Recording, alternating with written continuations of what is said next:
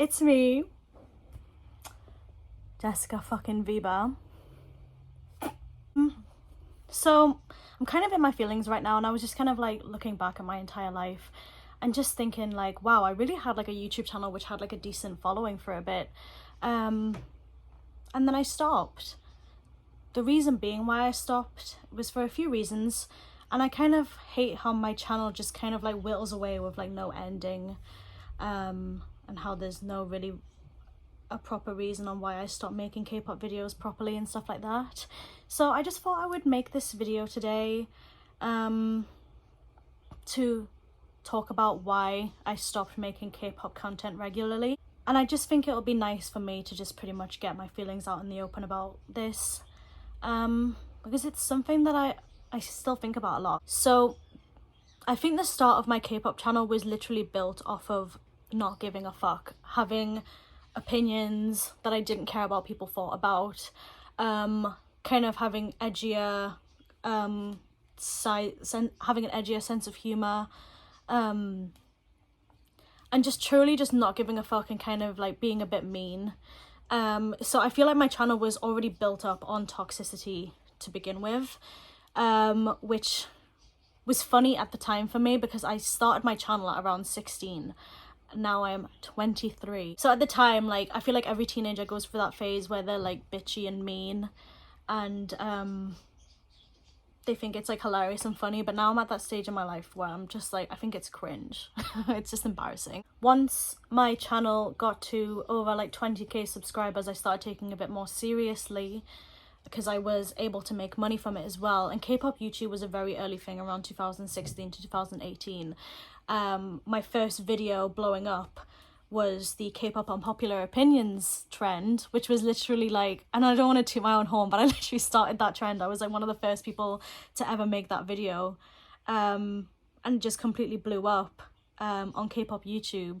I even am the original creator of the subreddit r/K-pop unpopular opinions. It got too much for me, so I ended up handing off the adminship to my friend James, who ended up hiring a bunch of mods. But I actually originally owned that server, and I was like the main person who ran it. So it's kind of crazy how I kind of like started that whole trend of K-pop unpopular opinions. Literally insane. And I also had like my Reading Career Boost Stories series, which got really popular as well, and those were like my kind of main things that kind of rose my subscriber count and my viewership. Was the kind of toxicity of K-pop fans, is the fact that I would say opinions that people wouldn't like, or that I would read out career boo stories of people being toxic. And it kind of got to me after a certain point, I'm not gonna lie, like I constantly felt like I had to make content about something being problematic, and I also needed to make sure that I was still making opinionated videos about certain K-pop things that were happening at the time, but still making sure that I'm not like the lonely guy on one island, because if I said something so far-fetched and out there, then I would just have loads of people hating on me. And the weird thing about my mentality of it is that I wanted people to like me, and I wanted people to side with me and agree with my opinions, but like I was saying popular opinions. My whole thing was built off of unpopular opinions that people wouldn't agree with. But when my subscriber base started growing more and more, I realized that I just wanted, like, I wasn't saying unpopular opinions anymore. I was just saying the popular opinion, and it didn't feel true to me, because there would be so many times in live streams or in videos where I talk about groups and I'd pretend to like them when I do not. Can I just say, I hate boy groups. I think they are shit. I think they are tacky, they are corny, and they are so lame. And I can't enjoy boy groups at all. I think they're just the corniest things ever, and I can't listen to boy groups without cringing.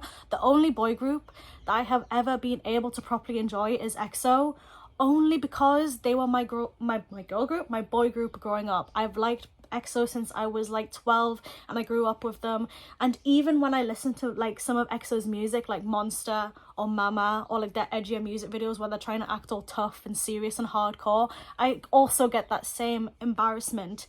But I was constantly kind of trying to push myself out there in this K-pop like YouTube world that, oh my god, I like love like loads of K-pop groups, oh my god, like this group is so good, oh my god, I haven't listened to them, they're really good. Like, no, I hate boy groups, they are so shit to me, and I'm sorry boy group stans, but I just don't like it. I love girls, I love women, I hate boy groups, period. Like, I just never like boy groups, and I would constantly force myself to like pretend like I enjoy boy groups just so I can have like the validation of boy group stans. I will never like BTS, I'll never like Stray Kids, I'll never like 17. I don't like boy groups, and it's probably nothing against them, but I just can't. I think they're all shit, and I'm sorry about that.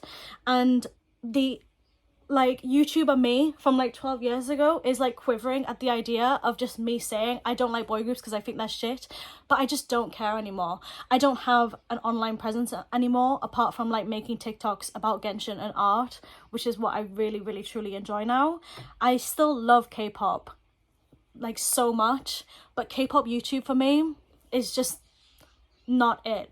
Like, I just felt like I was being so ingenuine with all of my opinions. It was just so like shitty to me constantly having to keep up with this lie online that I was like completely like woke and that I liked loads of groups. It was just not true. Like, there are so many girl groups I dislike, there are so many boy groups I dislike even more, but I felt like I couldn't say any of my opinions because I would just get jumped on, and then I was scared that I would lose the money that I was making from K-pop YouTube. But as an update now, I actually have a really well-paying job. I love my co-workers, and I work in sales. I am selling shit to people now. Isn't that crazy? Don't worry, I am not a cold caller. I don't come knocking on doors. I just work in a sales office. People approach us trying to buy things, and we just figure out what the best deals for them are. So I work in a really nice job. I get great commission, and I'm able to enjoy the things that I like and buy things that I want with the money from my new job. That was the main thing about K-pop YouTube. I needed to make money so I could live. I wanted to buy all the albums I wanted. I wanted to go on holidays, and YouTube doesn't pay that well, and I thought that I needed to like get the popular opinion, get everyone liking me so I could continue to make more money to fund my addiction to buying plushies or buying K-pop albums, buying Miku figurines, getting tattoos. I got this gorgeous Guru tattoo by the other day. I don't know if you can see it that well because my lighting's awful. I've got loads of new tattoos now. I've got a little aranara, I got this one, flower one. I'm trying to get my entire arm covered, but that's not the point. We've got loads of tattoos, and I got a nice homunculus one here as well, but that's not the point. But yeah, I'm pretty much just trying to like close off this like chapter of my life with some closure. I just wanted to say that K-pop YouTube, I would love to make K-pop content again, but on my own terms, and the way I was doing it in the past was not on my own terms. It felt really awful and shitty to do. I felt like I was never being myself. There were so many opinions that I feel like I could say about girl groups and boy groups that would probably just make me have no career, so there's that. But I just felt nice trying to kind of today show to close this chapter off and tell you guys why I kind of stopped making K-pop content. I don't even like use any of the K-pop Discord servers I made. That Discord account is just completely inactive. I've been made aware that like my old K-pop Discord server kind of like is dead now, so I'm sorry about that if you're still in it, but I don't use that Discord at all. So I'm sorry if people have been trying to reach me on it, but yeah, like I know loads of people have been thinking about me with like all the Momoland stuff happening because I was such a huge Momoland defender back in the day, and to be honest, I'm not hugely into Momoland anymore. There came to a point in Momoland as well where it just was like, come on girls, it's time to pack it up, and they did, and I'm really happy for all of them and where they are now, even though I don't like some of the members anymore. I just like, I'm happy that the chapter has been closed for them, and seeing how the chapter was closed for Momoland being one of the main things on my channel, I kind of wanted to just elaborate why I stopped making K-pop content so much. I would love to continue making content, but on my own terms. Maybe I will in the future. I would love to make kind of more content about art, Genshin, or just other things I like. I've always wanted to make content about 4th gen K-pop as well, because I love IVE, New Jeans, the Seraphim. Like, I'm still very much into K-pop, and I love following all of the old people I still follow. Girls' Generation Taeyeon is still my one true love, but I just need to make sure that I'm saying my K-pop opinions that are actually my genuine opinions. And the main opinion is that I will always and forever hate men apart from EXO. So I'm sorry for lying to everyone about all my opinions all the time, but I was desperate and young, and I'm so much more happy now. I've got a boyfriend who loves me, I've got a great job, and I've got family and friends around me who support me so much, which is amazing. And I also met so many people through YouTube as well. Still got friendships that I probably think I'll have friendships for life from. For example, when my K-pop YouTube first started, I wanted to have like a small community. Discord wasn't really a thing, so we made like a K-pop group chat literally 5 years ago. Today actually, well, not today, probably like around like this time, April, like 5 years ago in April, I made a K-pop group chat filled with all of my subscribers, and we just had a little community where we talked, and I'm still friends with those people today. Like, it's crazy. And I met Johnny as well, who's been so supportive of my K-pop YouTube career as well. And I met so many other like just nice mutuals through making K-pop content, which was really, really great, and I really enjoyed that. So I met some amazing people through K-pop YouTube, which was so, so cool. The downside of meeting amazing people through K-pop YouTube is that I also met so many shitty people through K-pop YouTube as well. I've met a lot of people who have tried to take advantage of me, not even famous people or anything like that. They just saw that I have a platform and they wanted to take advantage of me through like Stan Twitter and all that kind of stuff. And I also met other influencers who were just awful people. Influencers who would make fun of my following being smaller just because I only had 30k subscribers compared to their 500k. It's just sad. That was also one of the things that really off-put me in K-pop, is that me and my friend, we went to an event once, and the way that other K-pop influencers or K-pop YouTubers spoke to us, we realized that the world of like influencers and the world of YouTubers is a really, really toxic place.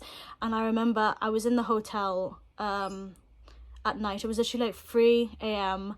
and I just started crying because I was like, this is not for me. I was surrounded by all these other influencers. They were talking about like, they were like flexing about their sponsorship deals and like talking about all their followers and how many famous people they're friends with and all the tea they know, and they like randomly just started like telling other people's business. I like, when they went home that night, I just literally just cried, and I was like, this is not for me. Like, this is not an environment I want to be in. I do not want to hear about this K-pop idol's like eating disorder that you just randomly told us about. I do not want to know about like all these K-pop idols you're friends with. I do not want to know all the tea about how much you get paid for sponsorships. It was such a really evil environment, and luckily I did have my one friend that was there with me who was like as sane as me to realize like, what the fuck is up with these people? Like, why are they so like gross? But that was also one of the things that put me off about K-pop influencers. And I know that not all K-pop influencers are like this, but when I had like this event where I was like kind of being poked fun at for having the smallest subscriber count, or not taking sponsorships, or them just like kind of talking about other people's business unprovoked, I was just like, this isn't it.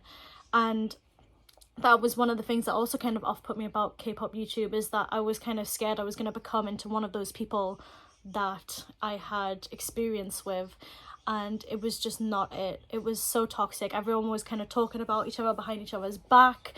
There was no real friendships. They were all kind of like spilling each other's business unprovoked, stuff that I just didn't need to hear about at all. But luckily, like I said, I met amazing people through K-pop YouTube, like Johnny, my K-pop group chat that I still have today, and just all the other people I met along the way. Like, even if I'm not completely like friends with them still, or like I met so many amazing people, so I don't want like that to be kind of like the main point, is that there were too many toxic people. But yeah, like, I would love to make content again on my own terms, but the reason why I stopped making K-pop videos is that I felt like I was being so ingenuine with all of my opinions, and it was just time to stop.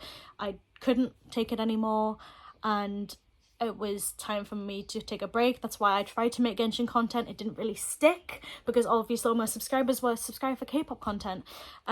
So maybe I will make K-pop content in the future, but for now, I just wanted to make this video clarifying on why I stopped making K-pop YouTube content kind of altogether, and why my channel kind of died out. Thank you to anyone who listened to me. I still have all of my socials in the same place as well. My Instagram is still just my name, Jessica_Viba. So if you do want to just have a chat about anything, I'm free. I'm fine answering any sort of question you guys may have. But yeah, thanks for listening, and thank you all for subscribing to me in the past. I really appreciate it. Annyeong.